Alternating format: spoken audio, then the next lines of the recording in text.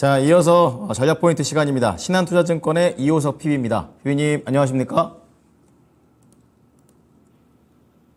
네, 연결되셨습니까?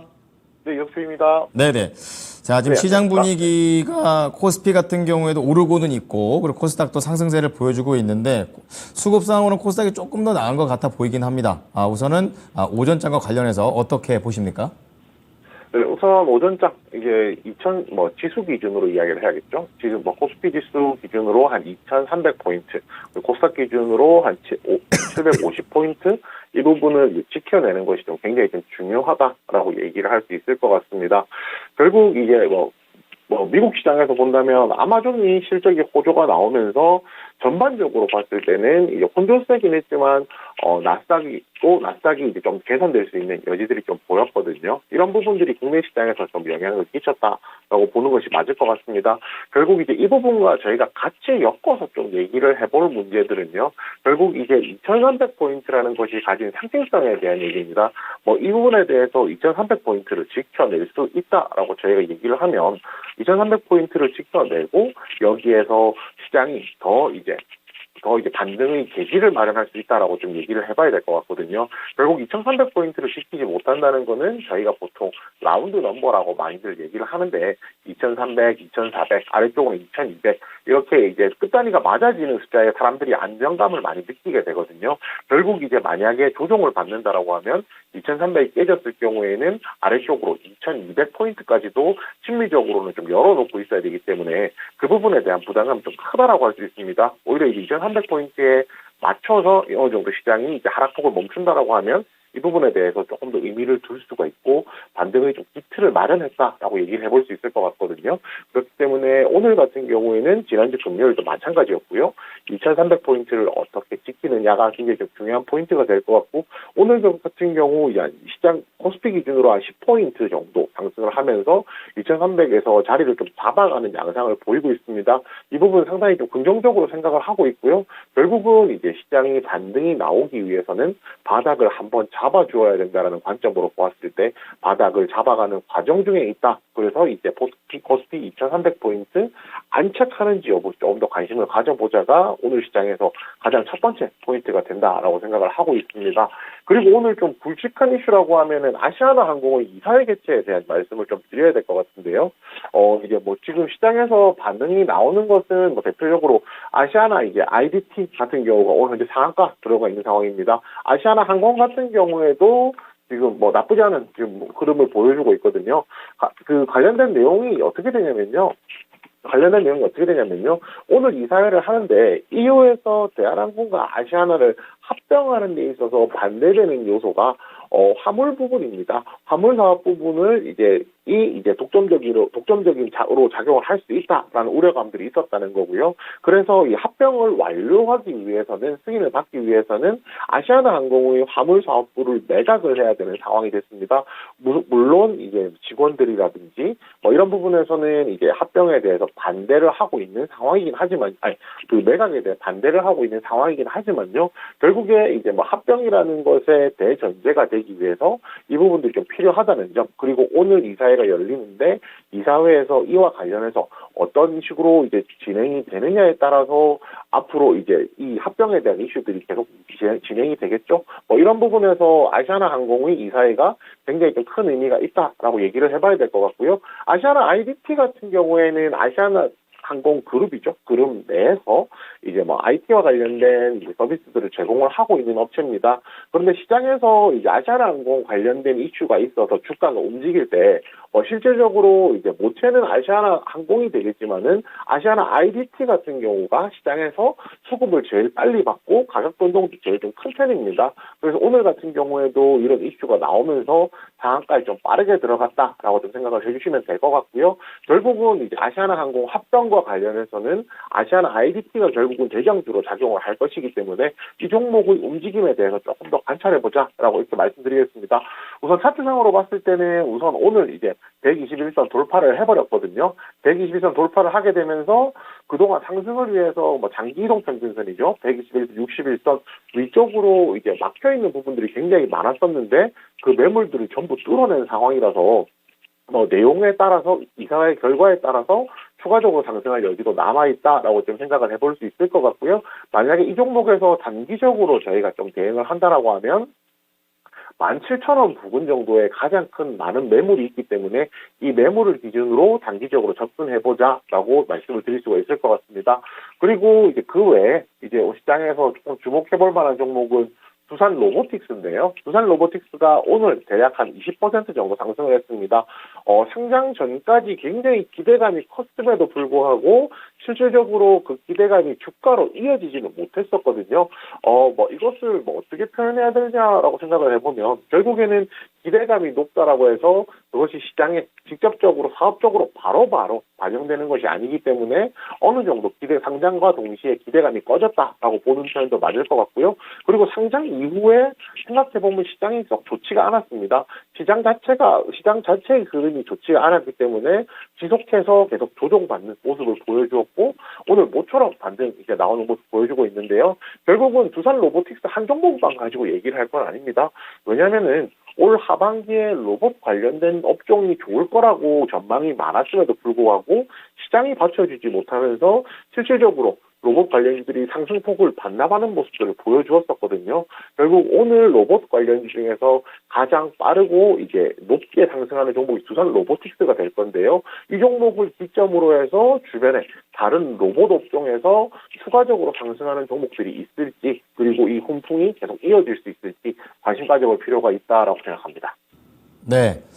자, 오늘은 아시아나항공하고 두산 로보틱스네요. 자, 그렇다면은 이 로봇과 관련해서 궁금한 게 이게 좀 더 확산이 된다. 그랬을 때는 로봇 관련된 종목 중에서 대형주 그리고 소형주 이렇게 있을 텐데 뭐 낙폭을 생각해 봤을 때 어떠한 관점에서 좀 더 유리한 종목 선택이 될 수 있을까요? 네, 우선 일단은 조금 더 중소형주로 접근하는 것이 맞다라고 생각합니다.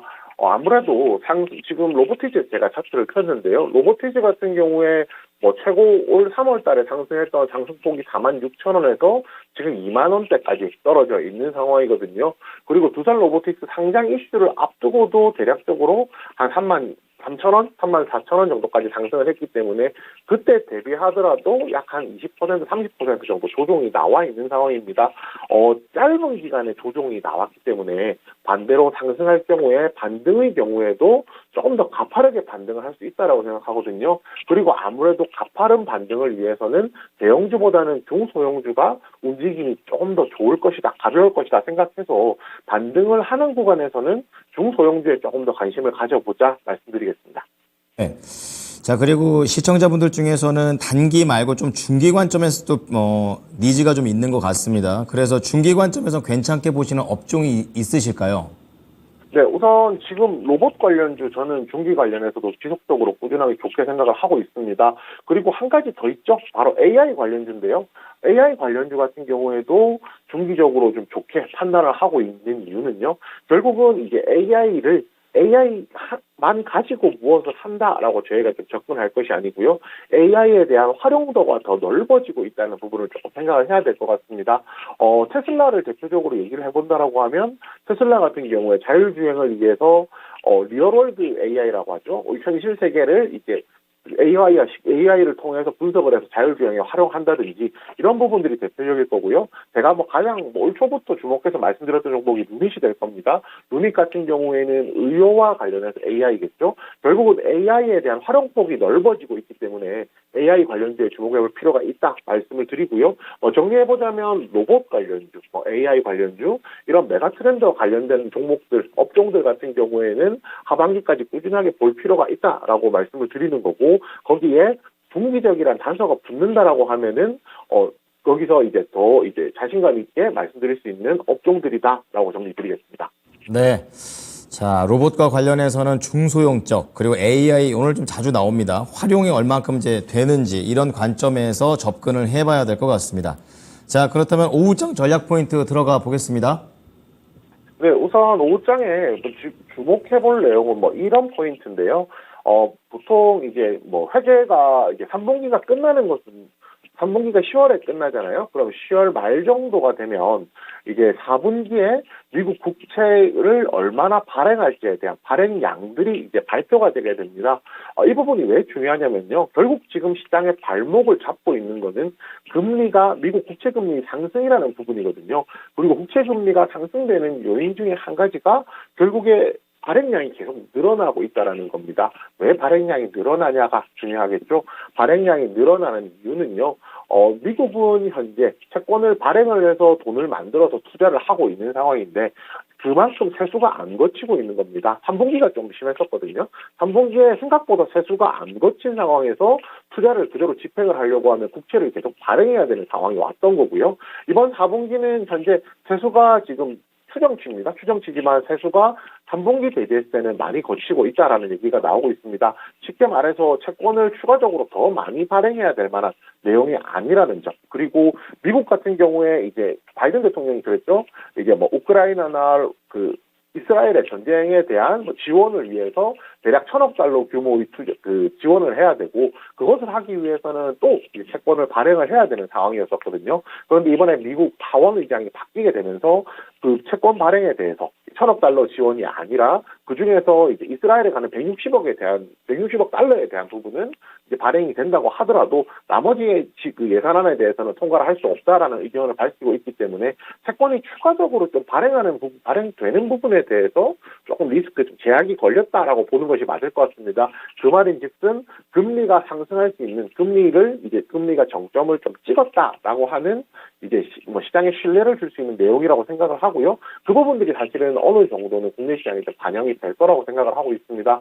결국에 요약해서 좀 말씀드리자면 미국의 4분기 국채 발행량이 줄어든다라는 이제 발표가 있다라고 하면 미국 시장부터 이제 미국 국채 금리 상단이 이제 정해지면서 미국 시장부터 반등이 나올 것이고요. 이 훈풍이 국내 시장에도 영향을 끼칠 거기 때문에 조금 거시적으로 봤을 때 미국 국채의 발행량에 대해서 관심 가져보자 이렇게 말씀드리겠습니다. 네, 그리고 지금 끝은 아니죠. 예, 이게 첫 번째고요. 두 번째에 대해서 지금 말씀드리는 거는 에코프로에 대해서 말씀을 드릴 겁니다. 에코프로 관련해서는 지금, 오늘 같은 경우 한 4% 정도 반등이 현재 나온 상황입니다. 차트상으로 보면은 차트가 다 무너졌네라고 얘기를 하실 수도 있을 겁니다. 현재 121선이 깨진 상황이고요. 121선이 깨진 이후에 대략적으로 60만 원대에서 가격을 형성하고 있는데 지금 60만 원 가격대 정도면은 올 4월 정도, 4월, 5월, 6월까지 쭉 걸쳐진 이 정도의 평균 가격, 지지선 가격까지 이제 내려와 있는 상황입니다. 아무래도 이 구간에서 지금 쌓여있는 매물들이 있다 보니까 여기서 반등이 나올 수 있는 구간이라는 판단은 들고 있거든요. 그렇지만 이 반등이 어느 정도 이어질 수 있을 것인지에 대해서는 조금 더 지켜볼 필요가 있다라는 부분도 같이 말씀을 드리겠습니다. 문제는 간단하게 이겁니다. 2차전지 업종이 좋으냐 좋지 않으냐 이 부분을 얘기를 할 때 아니고요. 결국에는 시장이 좋으냐 좋지 않으냐에 따라서 여기서 반등의 폭이나 반등의 여부가 결정이 되는 것인데 사실 지난 금요일 오늘까지 시장이 어느 정도 하락폭을 멈추기는 했다라는 것이지 분명하게 반등의 사인이다라는 부분은 아니라는 거거든요. 그렇기 때문에 이제 에코프로에 대해서는 현재 지지선까지 내려와서 조정을 받는 구간에 걸쳐져 있다 정도 생각을 해주시면 될 것 같고요. 앞으로의 항방은 2차전지 업종의 이제 방향성도 2차전지 업종의 방향은 좋겠죠. 근데 2차전지 업종의 방향성뿐만 아니라 시장의 방향성도 같이 한번 더 주목해보자라고 말씀을 드리겠습니다. 마지막으로 이 전쟁 관련주 저희가 말씀을 드려야 될 것 같은데요.